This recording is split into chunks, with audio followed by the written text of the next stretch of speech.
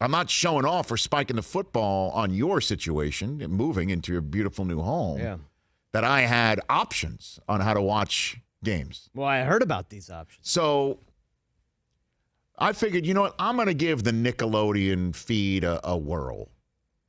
Bears versus Saints. I'm going to give it a whirl and see how it works with all of my kids, running around on a Sunday and see if they'll pay more attention than normal. Even Coop, who's his diehard, he's the one who gave me my new Super Bowl prediction that I burst on NFL Game Day Morning over the weekend of Packers over Bills. I saw that. And we'll discuss that a little bit more later on. But at any rate, so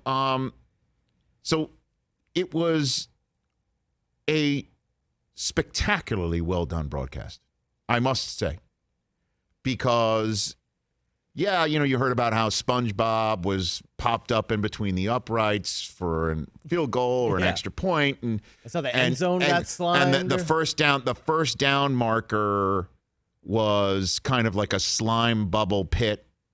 And the first down, the line of scrimmage was a blue line. Okay. And the graphics were different and all. I mean, and then of course the slime zone was the end zone. And anytime somebody scored a touchdown, slime would come out of the pylons.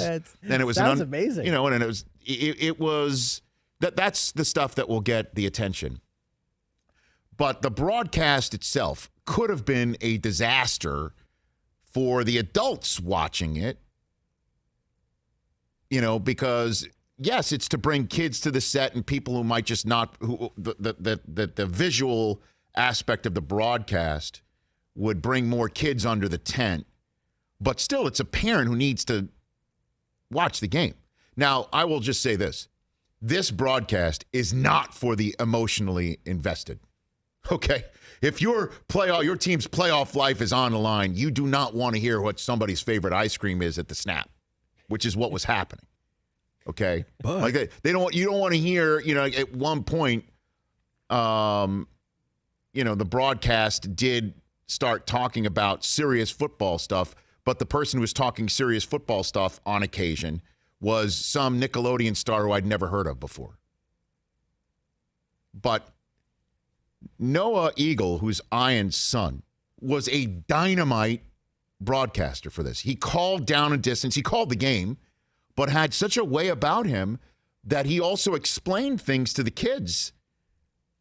And Nate Burleson is just a stupendous broadcaster because he was occasionally giving you some 2 cents like analytics and analysis of football, but you could see he's got kids and knows how to talk to kids. And they would pop up like young Sheldon to explain what encroachment was and things like that. And so it really was extremely well done. Okay? It was extremely well done in that regard. It was a watchable game for, again, the emotionally invested, not into it, but I was not emotionally invested. I was just wanted to see how it goes and see what my kids liked or didn't like. And they were like, oh, that's interesting. And, then ran off to do whatever the hell they wanted to do on a Sunday. But I just wanted to wait for the one moment where a real football moment would break out, and how would they handle it? So, second quarter, I believe it was David Montgomery catches a ball. The minute he catches it, ball comes loose, knocked loose by the Saints, who pick it up, run it in for a touchdown. Malcolm Jenkins. Slime comes out. The slime zone goes off. Premature slime zone. Uh-oh. Whoa, okay. That's a good one. I know, premature slime zone. And, what happens now? So they're explaining to the kids the catch rule. And then out comes the idea that touchdown you just saw is not happening. But here comes now crazy Uncle Al Riveron in New York City to look at it. So now you got to explain challenging. You got to explain catch rule. You got to explain what's going on. And they did an excellent job of all that. And what I took from this was the following. The fact that the Nickelodeon broadcast, a Nickelodeon broadcast, could easily explain the catch rule to children is the absolute most concrete evidence to date that the NFL has fixed the catch rule. Totally explainable. That's funny. Totally understandable. And done. Put the slime back into cannons and let's play ball. The NFL, based on the Nickelodeon broadcast yesterday, to me, case closed, has fixed the catch rule. Fixed it. That's what I'm sitting there. I'm like, wow, they just explained that to a 5-year-old. A 5-year-old understands it. So does the 55-year-old. So does the 85-year-old. And let's go. That's ironic because you know what today is the anniversary of, don't you? Des Bryant. Des Bryant. There you go. Sorry, TJ. Who, by the way, is back in the divisional round now. He caught the ball, by the way. He did catch it.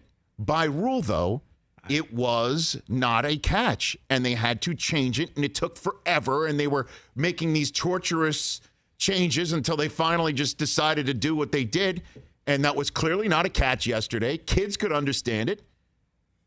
And eventually, I was just wondering again, like when the Bears receiver, whose name escapes me right now, had an easy touchdown catch and it went through his hands. I'm like, they should slime him in the slime zone for dropping one in the slime zone. Double slime. Double slime. You know? But I thought it was really well done. It could have been done in a way that was so annoying to the adult, and it wasn't. And, you know, like his dad, Noah was dropping some great pop culture references that were understandable by many different audiences. And then Sean Payton said during the week, if we win, I want to get slimed. And then sure enough, after the game, he did it. And it got slimed, and the kids are going to love this. And I would not be surprised if the NFL keeps doing this. And every other sports league's like, okay, let's do it. Let's do a broadcast just like this. Baseball? You want to have baseball? Have more kids watch it? That's the way to do it. Well done. Seriously. I was pleasantly surprised, Rich.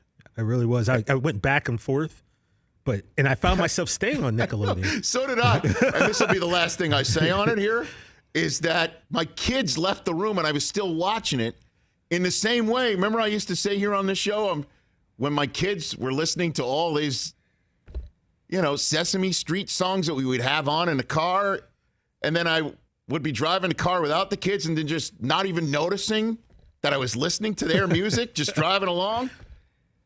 And until I realized, like, well, I don't have the kids around here. What the hell am I doing? That's what that was. But it was well done. It really was. It really was well done. The SpongeBob popping up. Fun stuff, man. Hey, you watched all the way to the end. Thanks for that. Watch more right here.